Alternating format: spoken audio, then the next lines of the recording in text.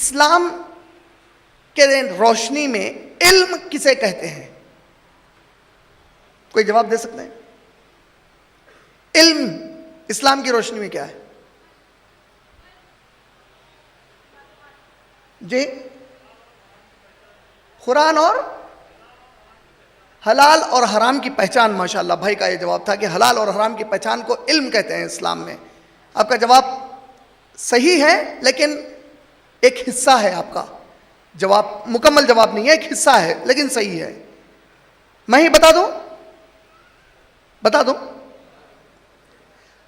ہمارے جو 4 اکابر ائمہ گزرے، ابو حنیفہ رحمہ اللہ، امام شافعی رحمہ اللہ، امام مالک رحمہ اللہ اور امام احمد بن حنبل رحمۃ اللہ علیہ، یہ 4 بڑے جو علم والے ائمہ سنی علماء گزرے ہیں، ان لوگوں نے علم کو اسلام کے 5 بنیادی اصولوں میں بانٹا ہے. کتنے اصول ہیں؟ انگلی کتنے ہیں ہمارے ہاتھ پر؟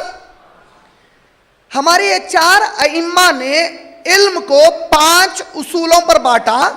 یہ 5 اصول پہلے سمجھ جائیے، اس کے بعد باقی کی تقریر بہت آسانی سے آپ لوگوں کو سمجھ میں آ جائیں گے انشاءاللہ. توجہ سے سنیں گے نا آپ لوگ؟ 5 ہمارے 4 ائمہ کہتے ہیں اسلام میں علم کا معنی صرف وہی ہے جو اللہ نے قرآن میں علم سکھایا ہے. اس کے علاوہ تم کوئی بھی علم بتاؤ گے وہ اسلام کا علم نہیں ہو سکتا. پھر سے دوہرا دوں، اسلام میں علم صرف وہی ہے جو اللہ نے اپنی کتاب قرآن پاک میں بیان کیا ہے. اس کے علاوہ کوئی اور علم اسلام کی نظر میں علم نہیں ہے.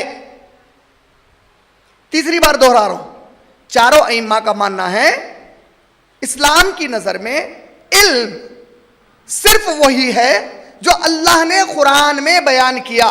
اس کے علاوہ کوئی اور علم نہیں ہے.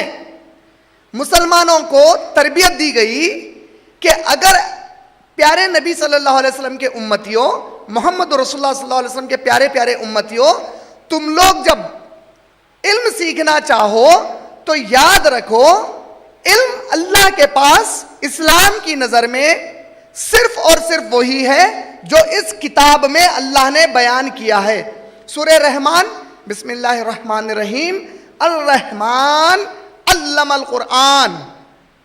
الرحمن نے قرآن کا علم عطا فرمایا. اللہ کیا کرے؟ علم کس کا عطا فرمایا؟ قرآن کا. قرآن کی پہلی وحی اقرا باسم ربک الذی خلق، پڑھیے اپنے رب کے نام سے جس نے آپ سب کو پیدا فرمایا. یہی وحی تھی نا پیارے نبی صلی اللہ علیہ وسلم پر؟ پہلی وحی کون سی تھی؟ یہی تھی نا. اچھا، آپ لوگوں سے ایک چھوٹا سوال، جب اللہ نے کہا اے میرے نبی پڑھیے، کیا چیز پڑھنے کے لیے حکم دیا گیا؟ یا کوئی اور کتاب تھی؟ کوئی اور کتاب تھی یا قرآن تھا؟ تو پھر دوبارہ دلیل کیا ملی کہ پڑھیے تو کیا پڑھیے؟ علم. یہ علم ہے.